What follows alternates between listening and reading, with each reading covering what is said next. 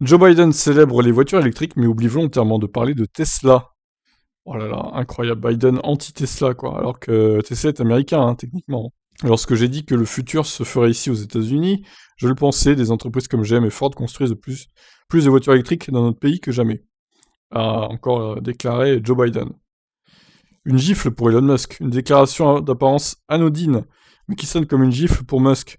Le PDG de Tesla n'a en effet pas été convié par le président américain à la réunion qu'il a organisée avec ses constructeurs automobiles. Et comme d'habitude, le nom de son entreprise est étrangement absent du discours de Biden. Peu adepte de la retenue, le PDG de Tesla n'a pas caché son agacement sur Twitter. Biden prend les Américains pour des idiots, a-t-il posté le 27 janvier, avant de s'emporter contre le président américain qu'il traite de marionnette à forme humaine. La violence. Ça, je vais le mettre en titre de la vidéo. Il est vrai que le snobisme de Joe Biden à l'égard de la société de Musk, ça on s'en fout, merci. La vidéo qui charge là, paraît incompréhensible. Tesla est le constructeur auto le plus valorisé au monde. Et c'est incontestablement elle qui a popularisé les voitures électriques. Les ventes de voitures électriques de Ford ou de General Motors que Joe Biden applaudit dans ses discours sont d'ailleurs bien en deçà de celles de Tesla en 2021. Selon Bloomberg, la froideur de Biden vis-à-vis de Tesla pourrait s'expliquer par les liens très étroits que le président américain entretient avec les syndicats du secteur automobile.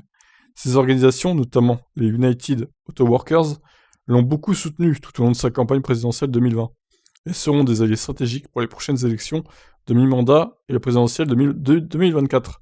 Or, Elon Musk est très hostile aux syndicats.